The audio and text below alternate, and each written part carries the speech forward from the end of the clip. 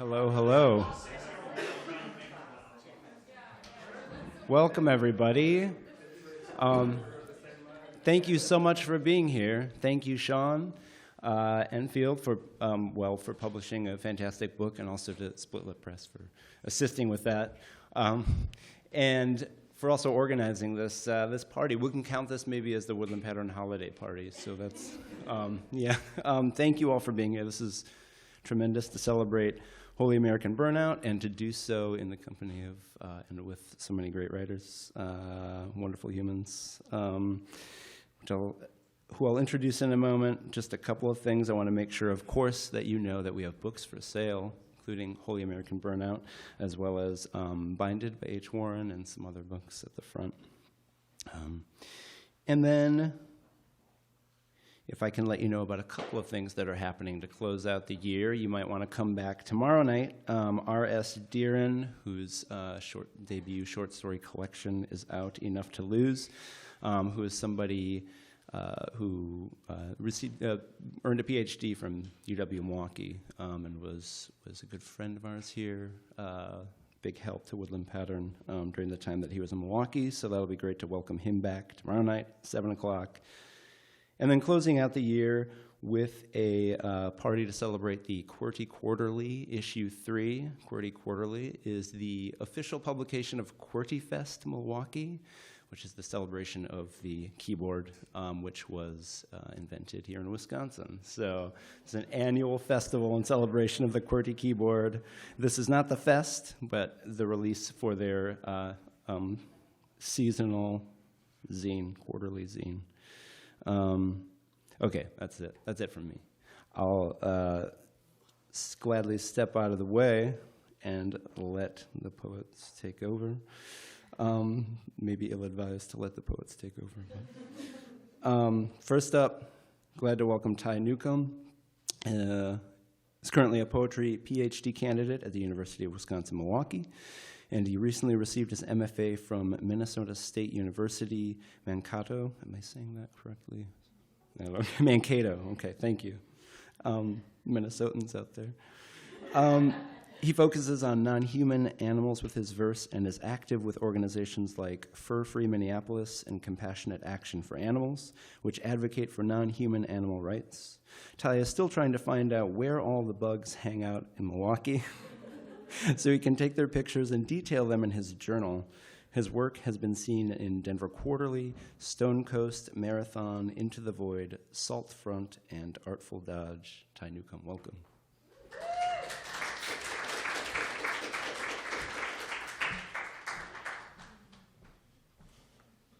Hi, everybody. It's great to be here, celebrating some awesome books. We're real proud of you, Sean. It's so awkward to say things.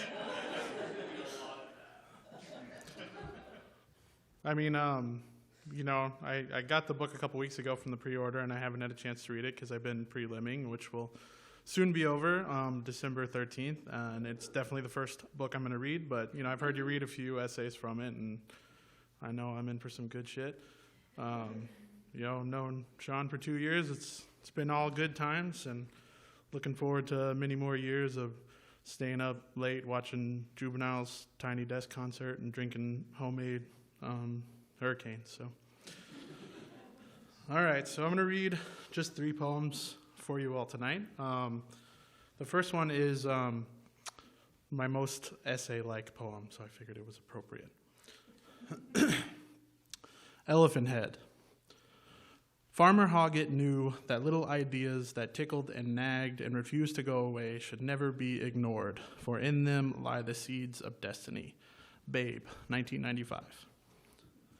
We Googled it when we saw the fake felt mounted head at Target.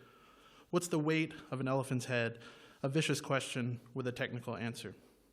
Around 800 pounds, give or take, apparently, the average weights of each part added. The skull, 400 pounds, trunk 250, the ears 100, tongue 30, brain 15, all around about 800. Whether this is African or Asian wasn't said. Well, now we know for the next bar trivia or Lions Club charity, guess the weight auction, or when caught at the county fair booth, like that scene from Babe where the eponymous pig is won. First time the little thing hasn't screamed his head off, the win you win guy says. The VHS cassette for Babe weighed 6.9 ounces in 1995, with a chip in the guard panel from ramming it down the gullet of the TV VHS combo cube I had, which itself weighed as much as an elephant's tongue and ultimately got that tape jam stuck inside it. So I watched the movie every night for years, getting to sleep with the vespers of reciting the lines saying, "That'll do, pig," like the tall and docile hollyhock of a man, James Cromwell. The tallest actor nominated for an Academy Award, 6'7", son of McCarthy-era blacklisted actor-director John Cromwell. After a rally at Father Hennepin Park, someone told me that anyone who watched Babe became a vegan, and that Cromwell actually got active in animal advocacy after Babe was filmed and got arrested several times. I Googled it and found at least 5. Once in February 2013 for interrupting a University of Wisconsin Board of Regents meeting while showing a graphic photo of a cat to protest alleged mistreatment of animals on campus. Once on December 18th, 2015, while protesting the construction of a fracked gas power station in Wawanda, New York, near his home. Once on June 6, 2016, for protesting underground gas storage in salt caverns near Seneca Lake. Once in 2017 during a protest against SeaWorld's mistreatment of orca whales. And once on October 31st, 2019, for disrupting a meeting of the Texas A&M University System Board of Regents protesting A&M's long use of dogs for medical research. There was a part 2 of Babe, and Cromwell, as Hoggett, briefly returned. I don't remember much of Babe, Pig in the Big City, but it has even more non-human animal actors. 799 capuchins, orangutans, dogs, more sheep, chimpanzees, and pigs, of course. The only scene I remember seeing had an elephant. I swear, I remember an elephant, lording over smaller creatures in a hotel lobby, deliberating with other critters at some animal farm-style congress. But a search for the term babe, the number 2, and the term elephant leads only to an online database of elephants that lists a Barnum and Bailey circus elephant named Columbia, captively born of a very famous circus elephant named Babe, on March 10th, 1880, at 213.99 pounds. And though her renowned mother was known for her docile nature, Columbia was so prone to aggressive and violent behavior that she was euthanized by a strangulation at age 27. The next poem I'm going to read. I promise the last one is a fun celebration poem. The next one I'm just reading because Sean brings it up sometimes, so I'm like, I know he likes this one. It's called Pig Deer. My penance after first confession, to kiss a trophy boar mount on the torqued mouth agape, I declared all my venial sins, and a corkscrew crown of bone crawled out with the passion of ivy, the dead thing's teeth displaced by the tiny dead skulls of birds. Golden and slender cross, Ouroboros of Tusk. All right, and then like I said, last one's a bit of a celebration poem, so it felt right for that reason. I don't know why I had to justify all my poems, but why not? To bison you won't miss. I say, head fixed forward in the struggle of reversing out of a tight spot, you already scanning for the AM information channel. This would be the first time the bison at Minneopa have shown themselves to you. Their gazes would be especially sharp in spring. Dangerous animals when cabs are present, the radio counsels, but they would not even look like their parents yet. That night, we would join a birthday party bonfire for a few others and me. You would be too sorry that I could not, I always struggle pronouncing this word, carouse. I've done too much carousing tonight already. You would be too sorry that I could not carouse, believe all my birthdays have taken place in recessions, find weight in the floating embers as they smudge the undersides of leaves. There would be stars out that hadn't exposed their sights to us in months, auspicious enough to replace our old mottos, our sinless chants. Maybe we would stay long enough to wallow in the pit of cool ash as the sun rises over the strata of ungulate calls. Thank you.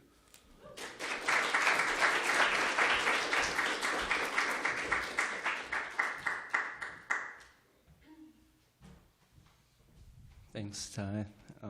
Much appreciated. Glad to have you here carousing with us. And next up is Tim Knapp, a PhD candidate in English at UWM. He hails from Poughkeepsie, New York, the Queen City of the Hudson, but has long ago made Milwaukee home. He holds an MA in English literature from Marquette University, and his writing has appeared in The Opiate, The Chronogram, and the Marquette Literary Review. Tim, thanks for being here and welcome.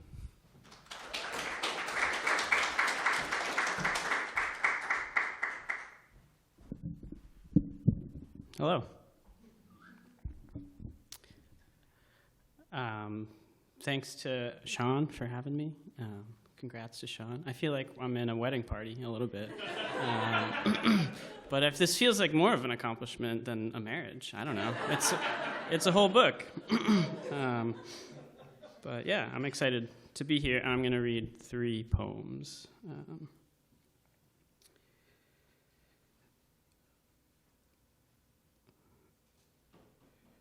This first poem is advice for anybody who needs it. Move to the country, west towards the sunset, up north or upstate, buy a house with 8 bedrooms and 2 kitchens, a yard with a view of the house with a view of the yard, enough acreage for horses, but don't get a horse, get grass. Crown grass, ryegrass, pampas, St. Augustine, scutch, and feathergrass. On top of the grass, build 6 garages and buy 7 cars. A pickup truck to haul lawnmower clippings and a lawnmower to haul pickup truck clippings. Buy the Ferris ISX 3300 mower for the air-conditioned cab. Sit a while idling. Take space for yourself. Drive your pickup to the gym to work on yourself. Bring headphones with a microphone. Don't listen to a podcast. Make a podcast. Talk about your ideas about space. Speak loudly so everyone in the gym can hear you. Bang out as many reps as possible. Build muscle to become larger. Drive your pickup to your house to get your groceries delivered. Barely fit through the doorway. Make the doorway bigger. With the ad revenue from your podcast, buy a bigger house for more space, and then rent out that house for an even bigger house. Think about your goals. Keep everyone off the lawn, out of your space, it's yours. Buy houseplants for your mental health. A cactus, a ficus, a sequoia. Build a forest. With your forest and your 7 cars and your 3 houses and your massive biceps, give yourself space. Give yourself a lot of space. And this is called King of My Bedroom. I will listen to Weezer and organize my oak chest full of baseball cards. I am the king of my bedroom. The 04 lava lamp spilled now, an unnamed country-shaped carpet mat. I am the king of my bedroom. The radiator, a rising sun, leavens the scattered, damp t-shirts and briefs. I am the king of my bedroom. My constitution is a notebook on the floor, a scroll of angsty proclamations. Nobody enters my kingdom. Nobody reads my fair edicts. I am alone on my twin-bed throne. I am the king of my bedroom. A greasy knob door hides a hallway, a world beyond this soft sanctum, but I am the king of my bedroom. I won't leave. I'll commission explorers to find, rumored, a kitchen quite lavish. I am the king of my... I will establish a trade route to reap pizza rolls, Capri Sun, and Cheetos. I am the king of... I'll sow orange dust into my carpet to cultivate seedlings and sprouts. I am the king of... I will not stop at the kitchen, the garage, the basement, my subjects. I am the king. I will trade Cheetos for uranium, to have and to hold me safe. I am the... Then I will scribble my feelings in my constitutional notebook. I will dance to the radiator rattling. I am the king of my bedroom. Okay, just one more. This is called Lamp. Past the vacant pit, burned into parched prairie, the parking lot, chock full of pickups and half SUVs, each one not a color, just a sheen. I bought a lamp for $8, plus 2 hours of infuriating assembly and 6 inches of duct tape. When I put it together, I shouted to the Swedish spirit of the manufacturer that you can't call something a lamp if it's simply not a lamp. This object carved space out of my living room in the shape of its alleged title, and it even lit the bulb. But it was clumsy and awkward and held no proof that someone ever loved it or even wanted it to exist. In 30 years, when this object sits undecayed, tucked as if for bed in an overflowing landfill of its kin, each of us will tell similar stories, assembling scraps of nothing into nothing, guided by pictorial scripture that we screamed at like our fathers. Some fondness will arise then at the table in the fermentation of remembering. And then we'll all get up and we'll throw away the table. Thanks.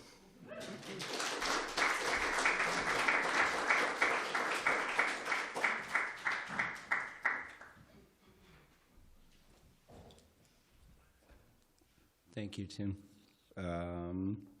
Next up, Rebecca is an LA native, California writer and editor. Her work can be found or is forthcoming in Black Warrior Review, Golden State Best New Writing from California, 52 Men, the podcast, and 7x7 LA Magazine, among others. She's a professor of creative writing and literature at the University of Wisconsin, where she is pursuing a PhD in English. Her debut novel, LA Panoramic, is seeking its forever home. Welcome, Rebecca. Thanks.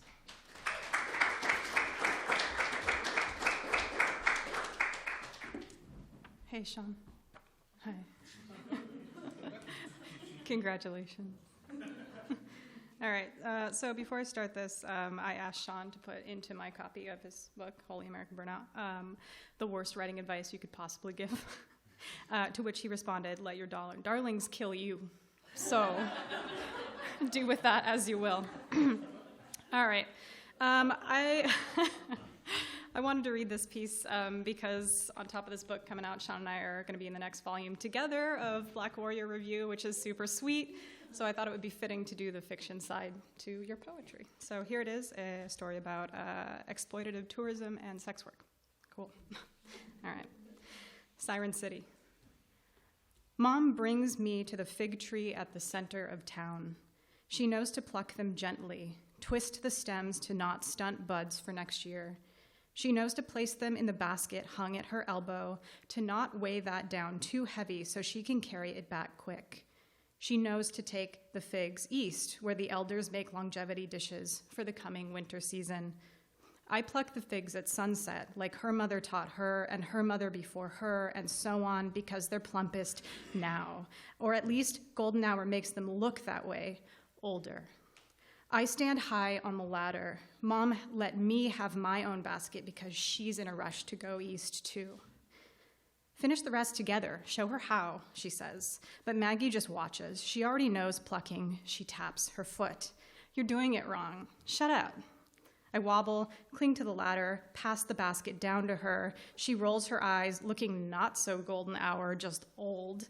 She flashes my pic for the website, and then she tweets, passing the torch, hashtag Harvest Fig Festival, hashtag small town living, hashtag winter destination, hashtag siblings, hashtag baby sis, hashtag Siren City, hashtag Heritage Figs. Has 1 retweet and 18 likes. Maggie eyes my figs, legs open through late summer, their juicy fat from gorging wasps. She approves the fruit I plucked. Following Mom, Maggie goes east with her own basket full. Pick more. You're not Mom. I roll my eyes, huff, go up to the ladder again to pick more. I look for the ones that are whole. The blossoms have genders. The females go to market. They're ripe and they're sweet. There'll be salve in wound pastes, nutrients in pottages and butters, tourist aphrodisiacs for that dreaded wilting, and the wine that locals use to push past that wilting. The males stay on the tree. They pollinate, then die. Hereditary. Now that's how fig trees get super old like Mom, kind of old like Maggie, and someday old like me. It's the same old orchard genus for lots of years. Mom won't stop repeating these days, even when I only ask where's maybe or what's for dinner. Alone up high on the ladder, I try to fill my basket. I watch Maggie's shrinking body meet other shrinking bodies going east on the path to town. When tourists arrive, they'll be offered fig bread with full cream butter and suckling pigs stuffed with pigs and doused in fig brandy. Mom and Maggie and all the girls will play them music and draw them in with dancing and corner conversations. They'll get a bed with a bowl of figs next to the pillow in case they need them. Maggie was born this way. She told me Mom told her he said he didn't need the figs, but they'd come in handy with his wife because she wasn't as pretty. Then he felt bad, so he left Mom to rekindle that. For the children, he explained. He bought a bag of figs and fig seeds to plant his own and wine to help with the wife. Mom made bank that season, and it all went into raising Maggie. Maggie said her bank all went into me, and I'd need to start making bank to put into my future since I'm getting to be that age. Up high, I see a man touch Maggie, and they link arms, and she leads him away. I poke at a broken male blossom. A wasp flies out of it. I wince and climb down, quick like Mom used to, quicker than Maggie now, but not as quick as I used to be. A hand on my shoulder steadies my landing at the orchard floor. The figs on the ground I smash under my feet release a sweet musk rot. They shouldn't be around in fall. The wasps should be digesting inside, he said. I don't know you, I said. Did you know all the wasps inside the figs are female? No. Did you know the blossoms are boys and girls? Yeah. Did you know when a female wasp flies into a male blossom, it lays eggs? Yeah. Did you know what happens inside? No. The boy wasps hatch first and sex the sisters. Ew. Then the sisters get born pregnant. Like Mom and my sister, I said. What? He said. Want a map of Siren City? I asked. You won't tell me the way. East, I point. My basket swings on my arm. Show me, he says. We link arms, I have an idea. Wait, smile. I unlink my arm to take a selfie. Okay to post it with you in it? It's for the website, I say. He smiles, I fret about it. I look back at Maggie's tweet for reference. Copy it, log into the company Twitter, just like Maggie. I try my best. Passing the time, LOL, hashtag friends, hashtag fun, hashtag sisters, hashtag, hashtag Siren City, hashtag boy crazy. 2 lights, no retweets. Maggie texts me, my battery is at 10%. Delete it, she says. I can do social media, huffy face emoji. You spelled Siren City wrong. I did it fast, I'm editing. It doesn't make sense. Ellipses. I deleted it and changed passwords. Angry emoji face. I roll my eyes, I try to log back in, give up, stare at the man who caught my shoulder when I fell. He's waiting, but he's not patient. Are you ready? He says.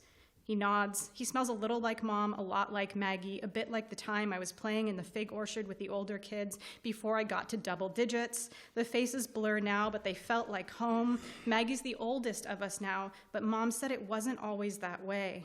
But Mom also keeps saying stuff about the same old orchard genus, so I'd take her with a grain of silt.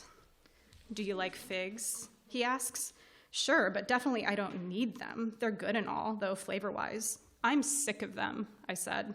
Even the wine? He asks. Mom hasn't let me yet. You're old enough. Yeah, I beam. I pick up my basket and relink arms. We go east. The males pollinate, then die. No one says much on the times in between. Thanks.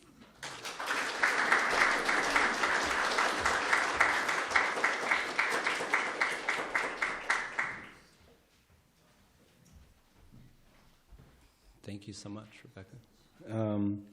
And next up, we have J.T. Lachausse, who is a poet and writer from coastal Texas.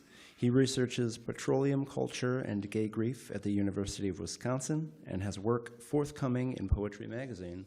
Please welcome J.T.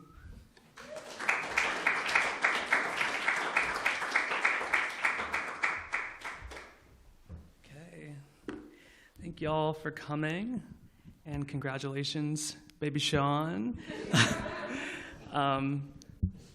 Yeah, I'm so grateful to be your friend, Sean. I love how awkward you get with this. I'm not gonna... Oh, also, I'm grateful to be in a band with you. 10,000 Shaka Khans. Sean's a great bassist, y'all. Okay, so This is one of the poems coming out from poetry soon. It's called It's Crude. Texaco, a lovely word. Ma chérie Marley, but I'm sick, Shelbel. I'm driving slowly on guano. Sous de petits fragments existant encore. You hear that drilling apparatus? After death, I ought to hear new things. Loveless Shelbel, heroine Contessa, Port Arthur baby with your downy blood, your mothership hums. Drank folks, clay folks, gay folks, now we ghost, we host. Whale oil explosions at sea, Corpus Christi, slamming junk on the roof of the company truck. Gray clouds wash clean the wily Cajun boys. Ratty-haired Boudreaux dreaming rough-necking and flapping snow angels in the miracle tides of crude. I shall swell the gulf with limitless thunder, and I shall become fabulously rich on finite life, and 500 years later my cord grass grave will feel like a cold curtain of sweat across foreheads from Pascagoula to Whitehall, Plymouth, and my crewmen shall become creosoted demigods, pimping out the last Acadian paddlefish until thy ox carts overwhelm the great interstate. But who's going to pay my daddy, your uncle, $6,000 for his medical bills? Fell from the company crane, broke 300 bones, and ripped his Stetson on the seismic testing site. Now who will biosonar for minimum wage? These swamp-humping children overdosed on timid little vocabularies. Drill, drill, drill. But it ain't comme il faut if it ain't laissez le bon temps rouler. So we got to get them leviathans rolling. Jack up, drill ship, toadstool, Petronius, hear me pray. I'm sick, sick as hell, Shelbel, and it's nothing like your reasons. Listen, you've got your lubricant and I've got mine. Gas prices popping unprecedented champagnes, and Lord, if that means I got to bury some cousins beneath layers of salt domes and deep water impounding, I mean, shit, tell me how I'm supposed to discover my El Dorado without a full tank and 5 generations of faceless rednecks born face down in the wailing gusher. Okay. That and this last poem all belong to this collection I'm doing, which is essentially like poverty lends itself to paranoia. And that's context. I feel that's very important for the last poem. Okay, this is called Paper Milk for the Prince's Mug. Evil has a secret origin. Huh? This is the most painful task you'll ever know. Here's an email I wrote to my mother. Dear Mom, I believe the government is trying to sabotage me and my friends. I believe medieval forces are rising through the crust. I believe language collapses with each passing moment. What do you think? Much love, Johnny. And Mom writes, Sweetie, are you going to acknowledge the passing of your uncle? Well, I just want to nudge my loved ones toward revelation. I want affirmation that the world is ending. I want the magazines to remember magnolia trees. Amazon generates malicious convenience. They wither the groove of mankind into tenacious thumbnails. Dear Mom, do you think I sound clear enough? Nothing helps anymore. Has the being human ever been the world project? Huh? The relationship between my desire and the city comes from borders. Draw a border around a moment, print a passport until I represent something, capture the spirit under Chicago and Wells, draw a border around the family, make a stick figure girl, allege some metaphors, bring peace to the United States, or at least rally cry, wish fulfillment, big dreams, class ignorance, big thinkers, welfare state, mindset, asymmetry of abuse. This is the lever. The lever has a secret origin. Huh? This is the common author. See, listen, I am building a network of video games that will allow my sister and her friends to traverse into Andromeda, where they might practice the absence of bass-thumping, party-rocking techno war. Dear Mom, when you say Grandpa worked at Enron, what are you really saying? C-suite? In the age of wicked reflexes, I am bopping my fucking head. The Western political scene can't stop me from bopping my fucking head. Johnny, your grandfather was a janitor 2 floors below the Enron marketing offices. He had nothing to do with the aura of power, the ceaseless kiss of Forever Globe, the mythic rebirth of pioneers through choice, victory of peace. Press X to customize your inquisitor. The daughter of the Secretary of State reads fan fiction in the halls of Harvard Divinity School. I'm scared. Dear Mom, my medicine ran out. Dear Mom, the library is an actress. This place used to be a sacred institution. What happened between 1968 and 2001 that the hero story became such a fucking uncool thing? Why does my stomach feel like an empty well? Dear Mom, maybe I do need suburbia. Take this note, there are bloody-minded villains behind every event. The most mature decision you will ever make is going to be rooted in generating a victim. The Aurora Commission will take place in 2063 approximately, and the Amazon Aurora Corporation will reshape dollar bills into swans for the pleasure of some donor from Johns Hopkins University, or I don't fucking know, whatever remains. Johnny, I'm increasingly concerned with your computer habits. Not everything you read is real, or meaningful, or consequential. You have one life to live. I have Venmo'd you $400 for your plane ticket round trip to Uncle Lynn's funeral. I don't feel comfortable with you staying here, but your grandmother said she has a spare room. Do not, I repeat, bring this shit into her house. Love you. Well, what about you? What would you do to become visible? What would you do to remain invisible? You've got to do something. You can't just sit there. You can't just eat toast. Everything is a frontier unless you disavow and know evil and its hegemonic yawning, its grave misunderstanding of paint strokes, its product descriptions, its war chests, its sweaty pitted man cave, garage, startup mythologies. Anyways, I am looking out upon the world and I see the vagaries of loneliness. So here's what I think. We must blow up the highways and go barefoot on feeder roads until time and space and history make sense. Dear Aunt Crystal, sorry for the late email. Sorry I can't make it. I have so many usernames, but just one password. I think evil is on the history of the winds. Thank you.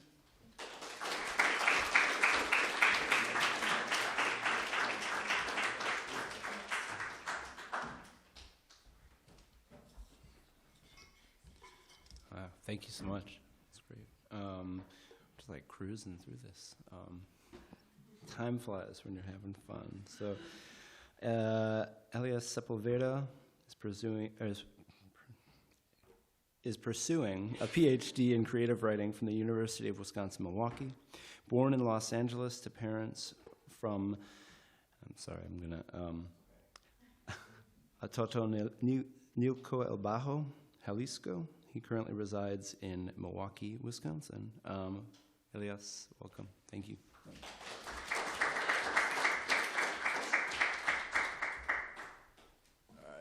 Sean, thanks for having me. Thanks for bringing out the Matadors today. The expense of your flight X evaluation. So I'm going to be reading a couple poems. First one is Blood Arts. The emptied veins of my ancestors are canyons. The emptied veins of my ancestors are cannons, gun barrels, obsidian. The warring faces of flowers, confettied by forced parades. La sangre llama and sings to lift the shedding from dead wars. This fossilized air is a basin for prayers to the monstrous lineage that is rising.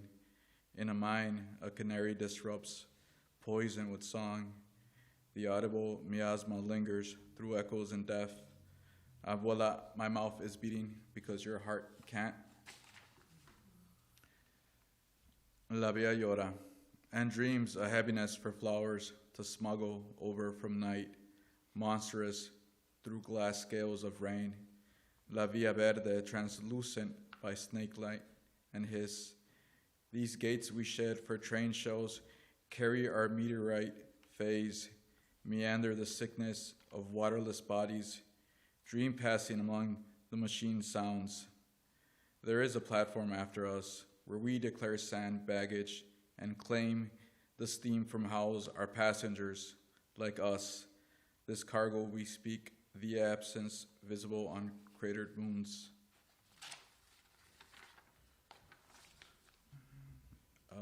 7 light spears, the signal from dark lips trapped in flood orbit is repeating among the riot of loose gravel, the signal for drowning, a body known by carats of salt, and the bluing of communal fire is untranslatable.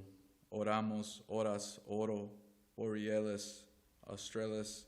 The loose ends of a prayer are stranded lights, phenomena where the world stops, being and beings. Sometimes the emanating lights. And the last one is how to make mole in wartime. You begin by imagining what to feed the embers, the bundles of dried guamichil, mesquite, huizache. See yourself unpinning the dozens of palm leaf crosses off the wall and feel shame for wanting to toss in the bullet-riddled shirt of your oldest. You knew not to write out the recipe, but did it anyway. Para que escribes lo que las manos ya sabes, your mother would say, and her mother. But all through the war, you haven't been able to hear them, your hands. A pair of sopilotes perch on the clay roof tiles and laugh. For war's sake, you believe it's them, tatarabuela and tatarabuela. The other remaining villagers arrive, each carrying chicken and chocolate, stale bread, chiles, or peanuts. The last one announces, y los plátanos machos, provoking melancholic laughter at the absence of spouses, siblings, and children. The federales have cut off shipments of goods from the south. The absent villagers have set up defense points in the highland of Jalisco, periodically returning for supplies. Each of the remaining villagers march exactly 25 yards out into the corral and dig a hole. They bury their respective chicken alive up to its neck. You open the wardrobe cabinet and reach behind the brightly colored skirts, reboses, sarapes, and charro suits, and carefully retrieve the revolvers, escopetas, and cuerno de chivos. Thank you.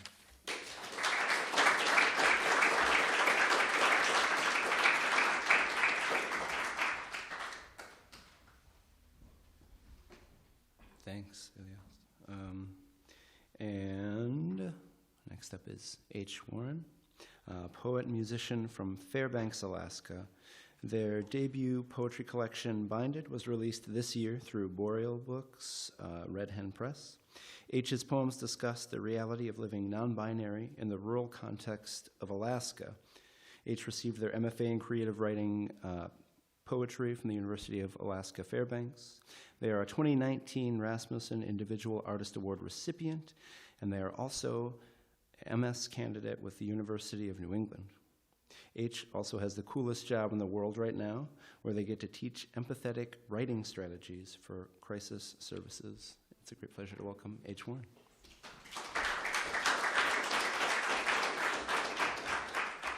You're going to want this off the stand, huh? I fidget too much. And then I always hyperfixate on where my face is, so I have to move around a little bit. Hey friends, my name is H. I spent my whole life in Alaska, and that's where I met Sean. And I think we've known each other close to 6 years. We played in a band together, and I'm just so excited for Holy American Burnout, and thanks for having me. It's also really cool to be here because the first poem that I wrote for my collection Binded, I got to read here at Woodland Pattern when Caitlin Scarano released her debut book. So it's really cool to come back and support someone else from Alaska and another friend. So just like a thematic disclaimer, a lot of my poems just explore being lonely and being queer in a really conservative and rural place that's being actively colonized. And I think just really grappling with that sense of identity and, kind of a way to work through grief or anger and make art out of it. So this first poem is called Your Resistance to My Transition.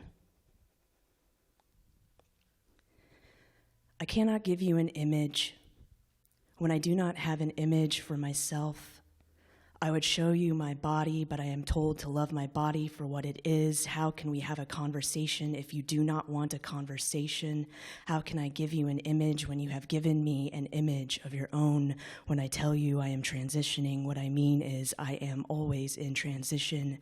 When I give you my language, I was hoping you would listen.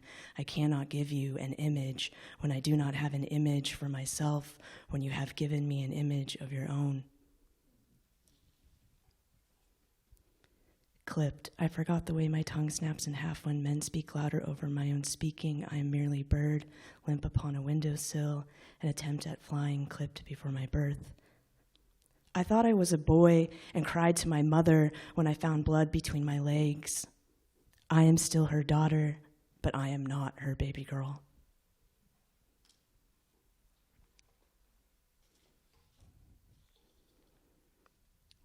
Binder. Binded breasts, binded squished nipple, binded still, not flat, binded but my nipples are hard, binded everywhere, binded nowhere, binded in your stare, binded tight, can't take off my pronoun you prefer, binded rural. Binded when an older woman throws me a second glance in the bathroom and says, oh, binded sir, binded ma'am. Binded when I exchange my comfort for your comfort. Binded when you plead for me to wear a dress at your wedding. Binded when I refuse and I am no longer in your wedding. Binded to this bar stool when he asks, how do you even fuck? Binded when he lets me know he can straighten me out. Binded when I'm too afraid to take my shirt off during sex. Binded when my friends say, but you have a lot of feminine energy. Binded when you worry about me. Binded when I worry about myself. Binded, I am always a question. Binded when my mother says, stop. You are a girl. I put my mom on blast, like in the beginning of the book, but it's so cool. Binded came out in July when I was recovering from top surgery. So it's really cool to like read these poems and kind of like really see them as artifacts now. And my mom, she's just put so much work in, and like she bought me my first post-surgery shirt, and she was there taking care of me. And so this is another poem in the collection. It's called Mother's Day, and it's dedicated to her, and it's also in conversation with Lucille Clifton. When the shadows follow me home, I listen.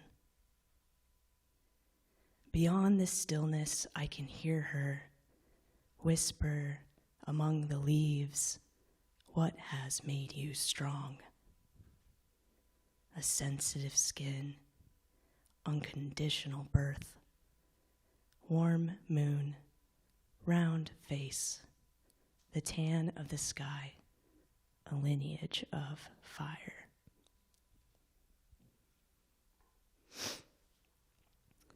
This poem I'm reading because Sean and I tried to make a music video of it. It's called Anti-Bathroom Bill, a poem with P. And Sean and I were working at a soup kitchen together, and we came in on the weekend, and we were in the bathroom stall together with our guitars. And some of our coworkers came in unexpected, and they're like, is someone here? And we like popped out of the bathroom. I don't know what happened to that. It's somewhere, but yeah, we should release it. But yeah, this is a poem with P. I got a little punny with it and a little ragey. A particular phobic, specific, transphobic persons displacing my person, my people, just people, all human, online posting and posting warning. There's cross-dressers in the bathroom. Please tell the children, watch out for pedophiles. Peeing perpendicular, hands clasped in prayer. It's God's aim that P is a privilege. P is for perverts prying open the bathroom stall in a panic about what my genitals say or don't say about me. P is for pacification, peacekeeping, and perpetual process of oppression, appeasing the loudest bigot in his pew midstream. A stranger stops me from urinating, misplaced pain mistaking the pulpit for the toilet, P is for paraphrase, praising psalms, picked precise purpose for powerful protestations, interpreting a straight and special selection for appropriate places for piss in scripture. Please, just let me fucking pee. Pretend that my short hair is just a haircut. Prepare for people using the bathroom for particular activities like peeing. Prevent the impulse to pry open any bathroom stalls to just make sure. Practice good hygiene. Wash your hands. If you propose an anti-bathroom bill, propping up pillars and platforms for hate, piss off.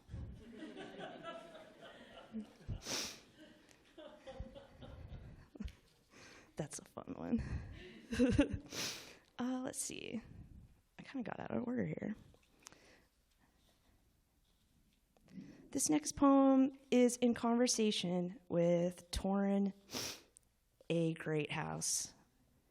I did my bachelor's in English literature and then the MFA, and so I don't know why it took such a long time to find like poetry where I was reading about trans identity. And so Torrin's work was like the first work I found, and I became obsessed.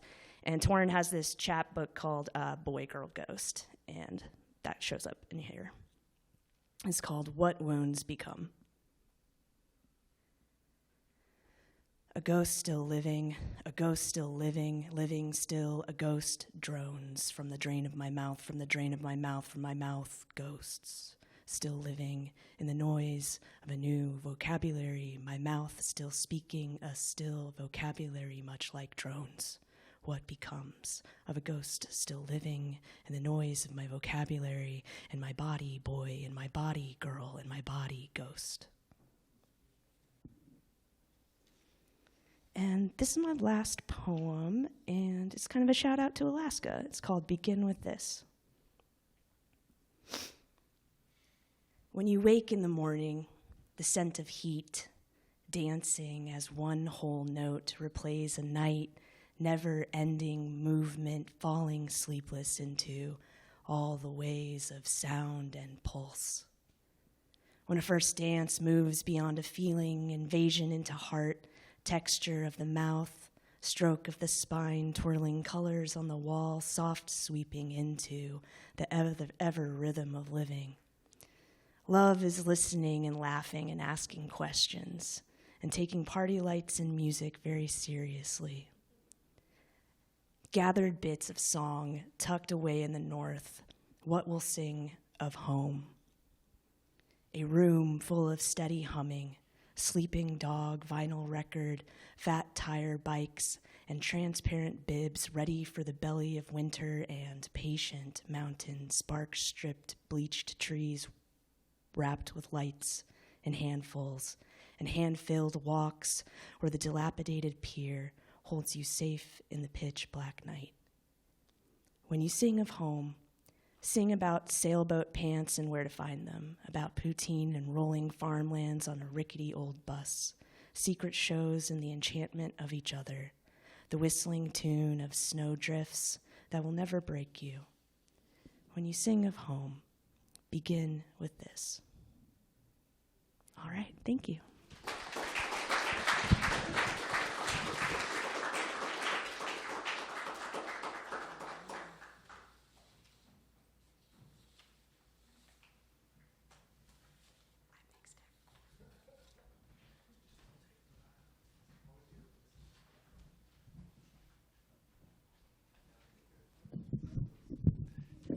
Thank you so much, H. Fantastic. And now we get to hear from Sean Enfield. I do want to say, Sean, thank you so much for thinking of Woodland Pattern and for organizing this party here and for allowing us the great pleasure of hosting this. It's been a tremendous set of readings, which I know will continue imminently. First, I'll read this. Sean Enfield is an essayist, poet, gardener, bassist, and educator from Dallas, Texas. His debut essay collection, Holy American Burnout, is no longer forthcoming. It's here from Split Lip Press.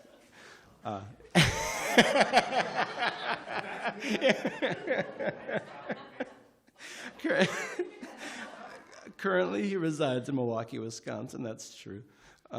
Where he is a PhD candidate at the University of Wisconsin-Milwaukee. He received his MFA in creative writing from the University of Alaska Fairbanks, where he served as the editor-in-chief of Permafrost magazine. Now he serves as an assistant nonfiction editor at terrain.org. His own work is forthcoming from or has been published in Black Warrior Review, Read Magazine, Hayden's Ferry, Witness Magazine, Terrain.org, Tahoma Literary Review, and The Rumpus, among others. He was the 2020 recipient of the 4th Genres Steinberg Memorial Essay Prize and was featured on NPR's All Things Considered as a finalist for their 3-minute fiction contest. You can find his work at SeanEnfield.com or this evening right here at Woodland Patterson. Welcome, Sean Enfield, and thank you.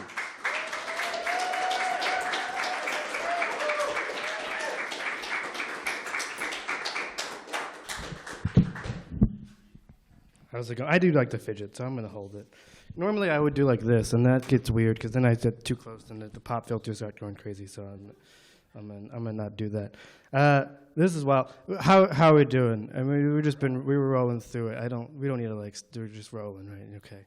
If I take an intermission now, you're never gonna come back. So it's too late. Hey, I bought way too much fucking canned beverages. Please have one of those at some point. So they'll kick us out eventually, but take one with you.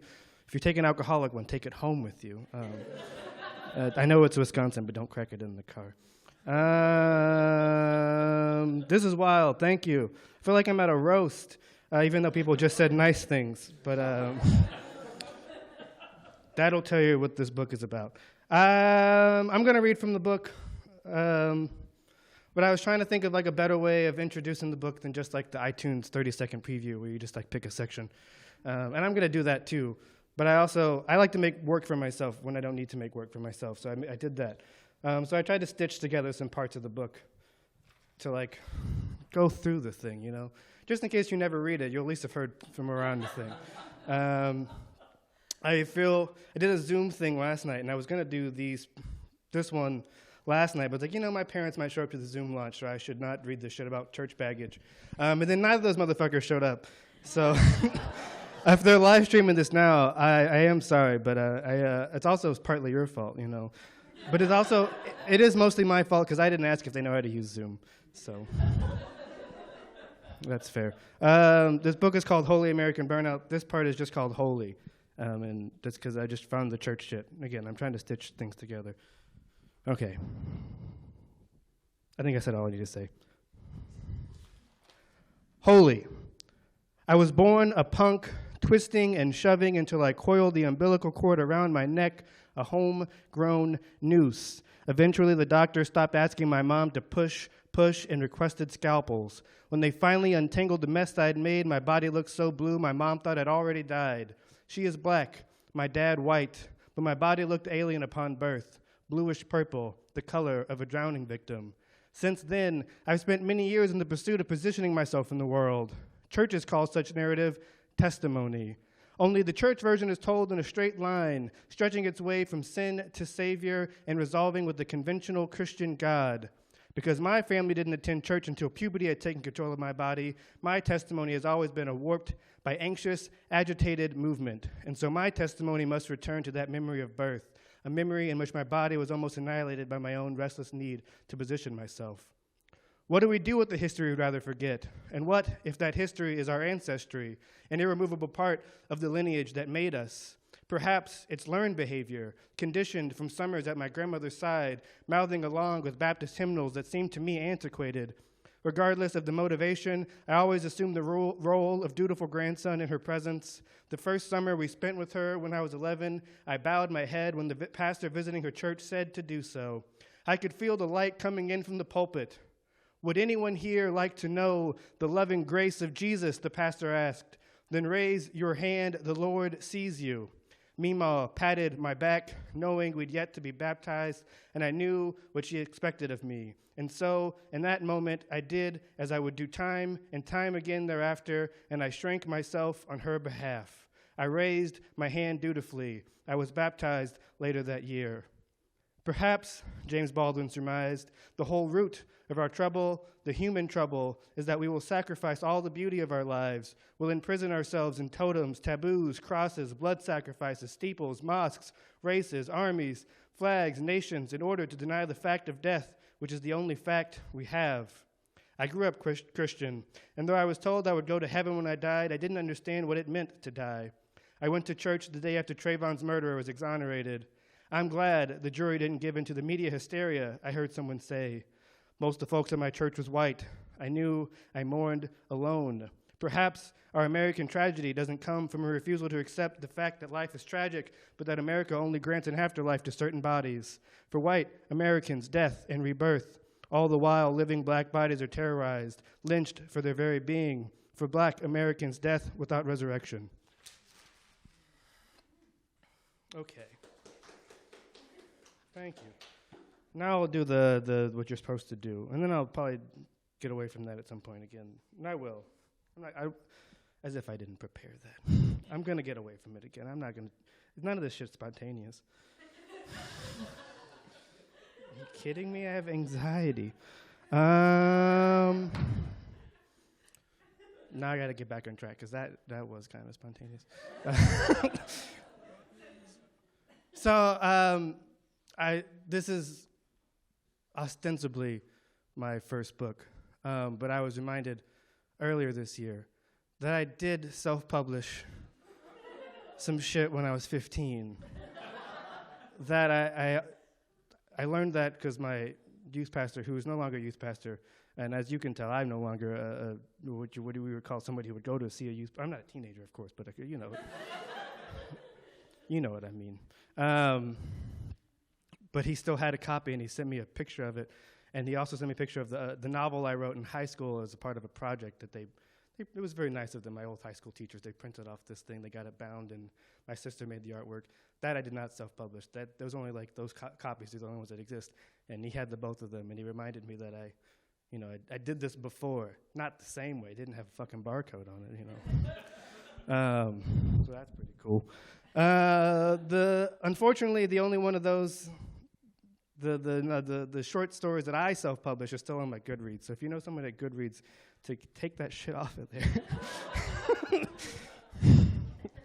Because you can't read the book, but even the way I tried to describe it's embarrassing. I'm not going to read anything from that. I say all that to say that there's a part in the book where I talk about the novel I wrote for high school, and I'm going to read from that section. It's in the essay, God is a Mosh Pit, which is my attempt at writing a sermon that has has something to do with God, but, not like, don't get saved. I stole some language from this essay for the thing I just read from you that I crumpled up just now.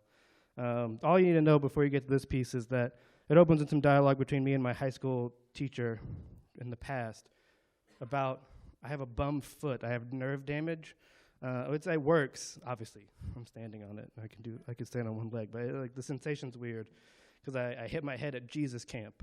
So, and then some other motherfucker got the Purple Heart Award because he cut his foot open. Because I didn't bleed, I didn't get the award, but his shit's healed. This shit still feels weird. So, I think I should I'm still alive. That Purple Heart should be given to me. Thank you. If I ever find that motherfucker, I'm going to steal it from him. Anyway. I think that's all the context you need. And I'm learning to do this. I do have to put it in the thing. So just if I start to touch it, somebody throw something at me, because I do that too often. It's still good, right? Okay, perfect. So you can't feel anything in your foot? Asked my high school English teacher. I can feel things, it just feels off, I replied. Is that why you're always tripping over yourself? She was more mentor than teacher then. I was nearing graduation and worked in her class every morning, and most afternoons at lunch. 4 years I had known her, and she had taught for nearly a decade or so prior. and all the time her love of teaching and literature never seemed to wane. I found her enthusiasm engaging as a student. Years later, when I helmed my own classroom, I just wondered what her secret was, or at least where she bought her mask for the low, low, low days. At that time, I still wrote sad songs in my garage, but in her room, I was working on a novel about a young girl who found a gate to hell under her church. Our classroom had a wall of computers and a short and narrow appendage just beside the teacher's desk, and I wrote most of my pages in that tiny computer lab. Occasionally, the teacher would glance over chapters. "What's the metaphor there?" she asked. I never had a satisfactory answer. In the end, I burnt the church down and added the final period as my protagonist watched the earthly symbol turn into ascending smoke. I've never been as drawn to fire as I have been to the ash it leaves in its wake. Perhaps I was born the burnt tip of a candle wick, burnout, my natural state.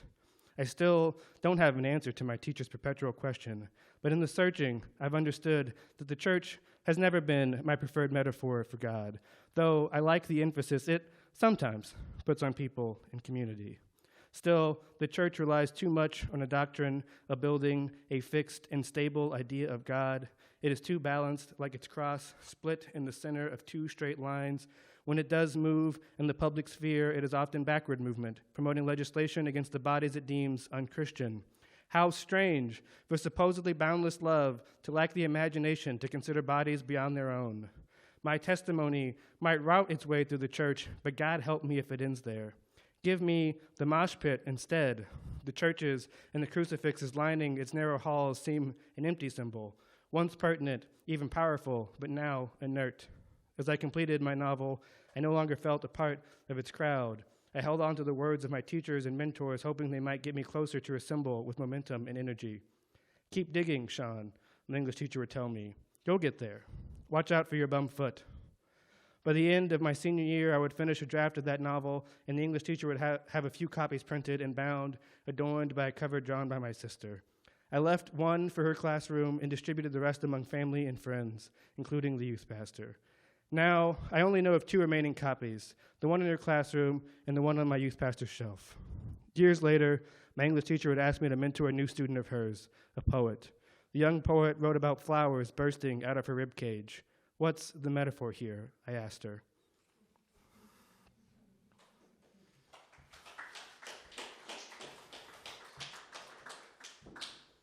Hey, thanks.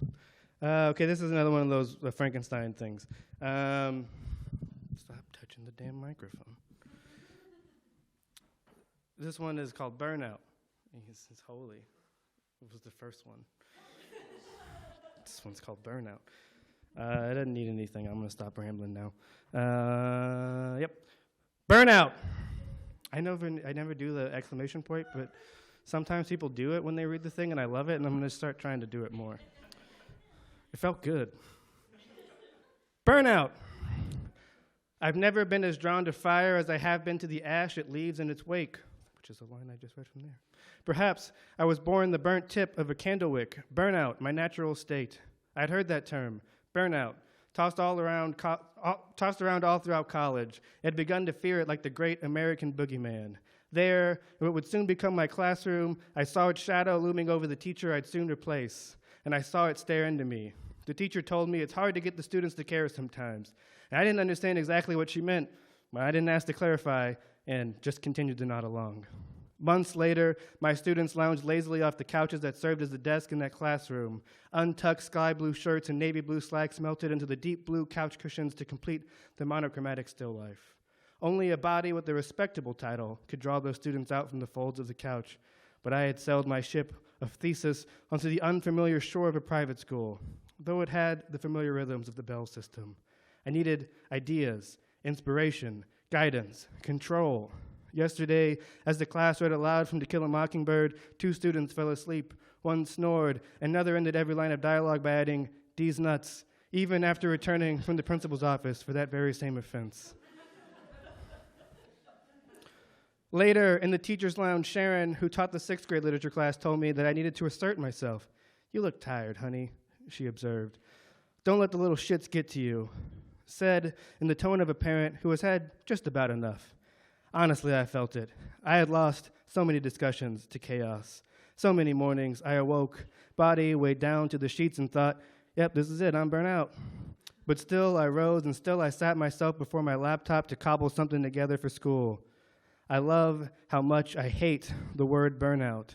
It's perfectly visceral. I can feel the burning of my muscles and the heated tension in my spine. Still, the machine grinds on, setting the transmission ablaze, burnt out. Burnout is frequently attributed to teachers, first-year teachers especially, but it seems to me the greater American condition. We live in a country in which leaders hold progress hostage under the guise of religious liberty, when it seems to me that the most Christian gift this country could provide would begin with rest. Burnout, yes, but is that not the foundation for the phoenix? Revolutionaries warn of a fire that will someday descend upon this nation. Yes, I see it there along the horizon too, a great American burnout. If you work the gears too hard, eventually the transmission will erupt. The car will have no choice but to idle. Holy American burnout, grant us the stillness of your fire this time.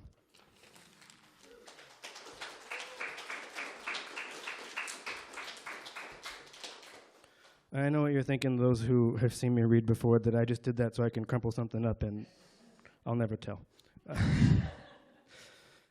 Okay, I got one last thing I'll share. I also apologize if you were at the Zoom thing yesterday. I did read that before, and as Dan pointed out, I wore this shirt yesterday too. I got like 2 good button-ups left. I stopped wearing them after a while. When I got fired from this, spoilers, when I got fired from this job, I wouldn't be in Milwaukee if I was still doing this, obviously, so you already knew that shit. So, yeah. Dan has this shirt, too. I wish he was wearing it. We could have been cute. Yeah, this has the sweat I produced yesterday. This is cool, but also I cannot wait for it to be over. Not this reading. I don't want to be perceived. So I'm looking forward to that. But thank you for perceiving everyone who is here today. Did you technically witness the first performance of 10,000 Chaka Khans? Because all 5 of us read, so that counts. I'm counting it. When we write songs, you'll see the first musical performance. When, not if. This weekend, it's happening. What else? Thank you, H. Thank you. Wild that Alaska, Wisconsin. The fuck? How did this happen? What the hell, Elias? My triangulations. Elias was one of the first people from Milwaukee that I got talked to because Caitlin knew Elias, and I was like, "Hey, nice to meet you." And his first thing was like, "Hey, I have a truck. Do you need to help me move? I can help you move furniture." I was like, "Damn, this person's really fucking nice." And I was too embarrassed to ask, so I showed up at somebody's house from Facebook Marketplace with my tiny car, trying to get a entertainment center in there, like an idiot. When I knew I had, but I'm sorry. I was like, now I would have asked. If it's any consolation, but they helped me drive it there. It was a whole thing. Thank you, Woodland Pattern, Michael. Do you like Mike or Michael better? I don't know if we ever talked about this. Okay, that's too much pressure. Mike, okay. Thank you. I'm glad we could do this with a microphone. As you can tell, that's the only time I feel comfortable. Just kidding. I feel terrible. Okay, this is the last essay in the book, so if you don't read it again, it'll be like you did. But it's not the very end. So, you got to read a little bit longer if you want to know what happens. Yeah. This is about being fired and also Frank Ocean releasing his sophomore album, which I don't want to say that it's about the worst thing that ever happened to me, because that's not true. Or the best thing, because that would be kind of sad. But it's on if the Frank Ocean album was the best thing that happened to me, that's what I was saying, not the being fired. Although I do love the album.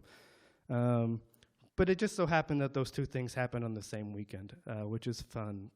When, as a person who makes things, life is like, it sucks now, but later, you can do something with it. And here it is. All right, I'm almost done. It's called "Where Were You When Frank Ocean Returned," which you won't. That doesn't answer. I don't answer the question in this. So again, you gotta read this thing. But I do answer it in the essay, just not here. Not a damn one of my students passed their standardized tests in English. Well, maybe one squeaked by. One out of the 8 middle school boys I had been charged with educating. When I started at the private school, I had assumed that I'd be free from the burden of standardized tests. And yet, that May, I sat in silence while my students bubbled at answers to a test they'd all, mostly, maybe, fail. Near the end of the school year, I met with the principal, and she slid a stack of answer sheets bleeding with red ink across the desk to me. "This is unacceptable," she said. In all my years as a student, I hadn't been sent to the principal's office, but now, as a teacher, I was finally in trouble. I sat nervously in my seat, suddenly aware of how my clothes clung to my skin. Red, radiating off the thin stack of scantrons, I knew I had finally been immolated by the ever-grinding year. I sank deeper into my seat, a pile of ash before the flame. Outside, I imagined the students oohing and pointing and snickering and speculating about what it was I had done. I glanced up at the monitors lined in her office, and I could see how empty the school was, save for her own children dribbling a soccer ball down the hallway.